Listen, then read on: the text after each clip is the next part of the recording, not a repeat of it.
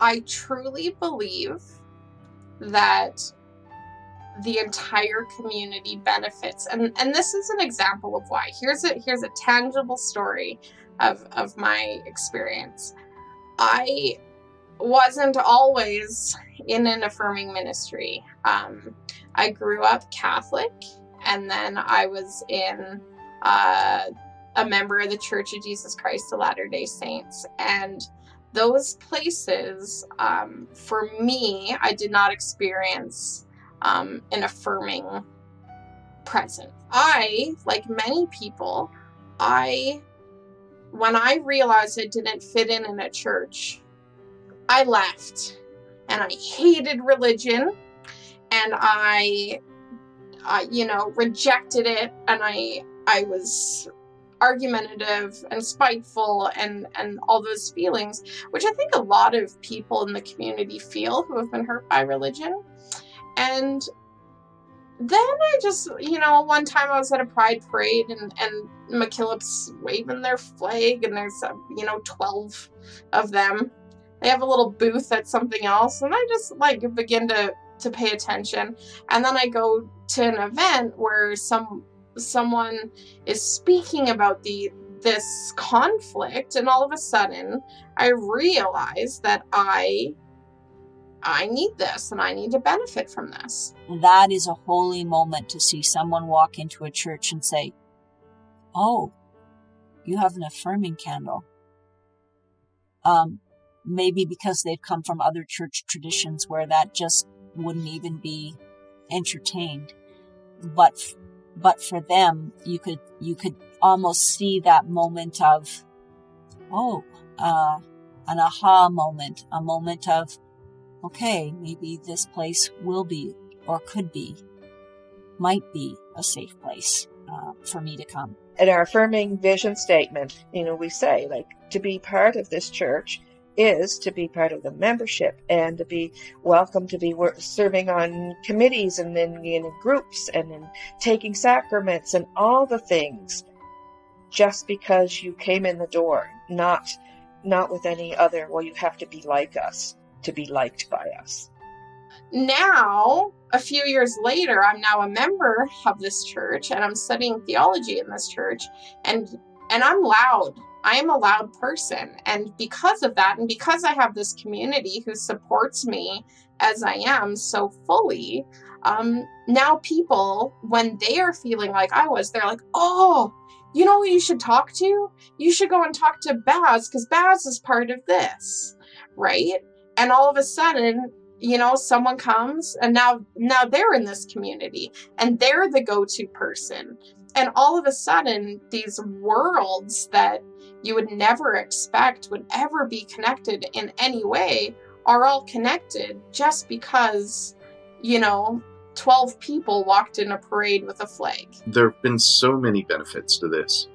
And there have been so many benefits to living this, and we still have not created the vision statement and the programming statement, all of that, the statement stuff. We're already doing it in a way that is benefiting so many people, both within the congregation, as a community, and the wider community too. We've sort of experienced a shift in our community as well, in that there is the Okotoks Pride and some connections with some schools. And this summer, Janet and another member of our community participated in painting the sidewalk, one of the main sidewalks in the town, so that the community is making a shift and becoming more aware and more considering of affirming. We've actually gone maybe outside of the religious Christian establishment to more community involvement,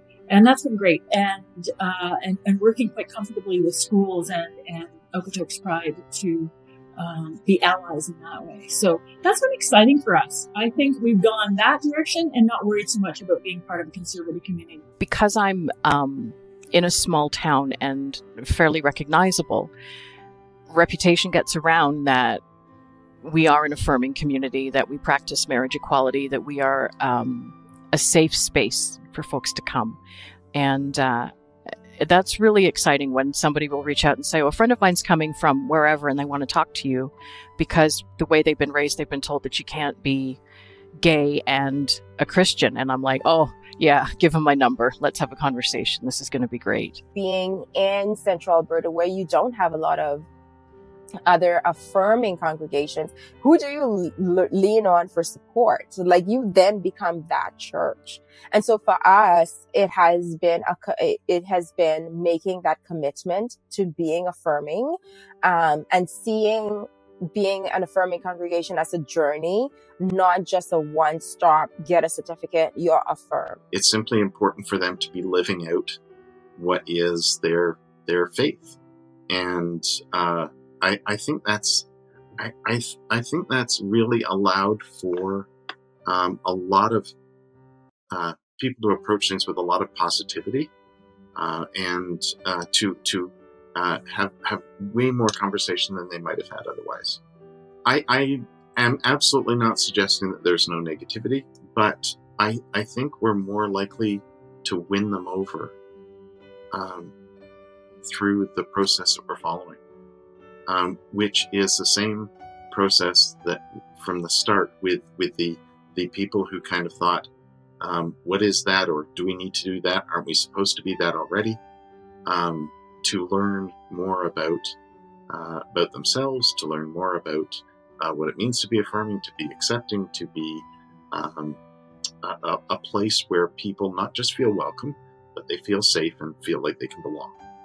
And so people's understanding of things like belonging and safety and comfortable has expanded. I know some who were a little hesitant about going forward with the process. Afterwards, hearing some really positive feedback from our community, it really became I think it was a source of pride in their community of faith that we could very publicly say, literally everyone is welcome here. And so we've been having some new people come in, some from the LGBTQ community, some not, but because they know that we are affirming, it's sort of like, well, you know what, this is a good fit for me and how I believe people should be treated. So we've got, that kind of a bonus that we have extra people coming in.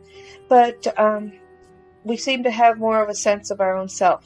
I think there was somewhat a nervousness, but also a tremendous pride and readiness of the congregation to say, yeah, okay, we can paint the steps a rainbow now. We can have those symbols out there. I can remember taking my daughter and we painted the rainbow flag and the transgender flag, just little ones on the window.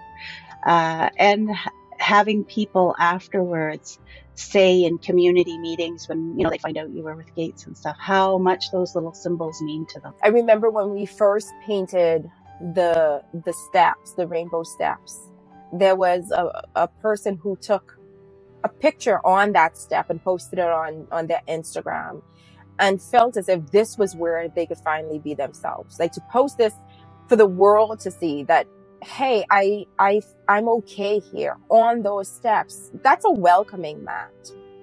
And so even though it was difficult and challenging at times, but to hear people always see it as the church with the rainbow steps in Lacombe was a good thing. And it reminded us that there are people who needed to see that there are people who needed that it wasn't for us as much as it was for others, to let others know that this was a space for them. You had some folks saying, well, what's that all about that you're doing there? And what does that mean? People wondering when they're seeing some of our notices on the board or our church logo and wondering what that's about. And in some cases writing their own stories, but in other cases, coming in to talk about it and ask questions about what that means. After we became affirming, we painted our cement steps that go into the sanctuary in rainbow colors. And we were waiting to see, okay, are we going to get criticism? Are we going to get vandalism? Nothing. All we got was people taking their kids and their dogs and everything else and having photo ops on the steps and saying how great it was. And I will say that some people do still worry that there might be some negative blowback from the community for having the pride flag and everything hanging. And I mean, people are entitled to their concerns that it would happen. It hasn't happened since 2018. I can't imagine why it would happen now. And if anything, I think that would give us a reason to put more out there and be more loud and more proud about who we are. And when we painted the crosswalk this summer, our stripe was the second to last stripe to be painted. So when I got there and said, well, this is beautiful, but I wonder how long it's going to stay this way. I wonder how long it's going to take to be defaced.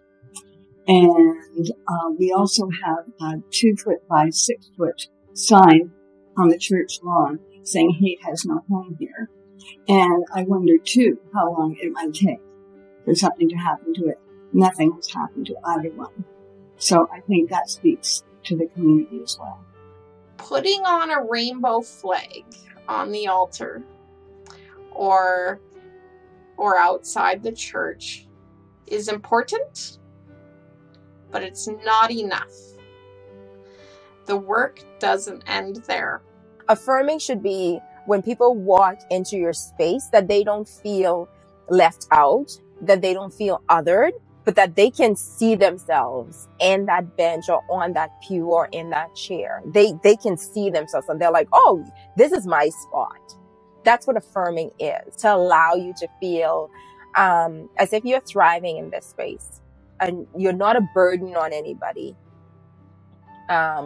You're not requesting anything other and in addition to, but that you are a part of this and that everything was created with you in mind. Affirming is ensuring that whatever you've created is for that person to thrive, to be joyful, and to be their whole true selves. What I noticed immediately after we became Affirming in 2018 is that people seem to feel really energized to do more. And it's like, okay, we've done this, we've hit this milestone.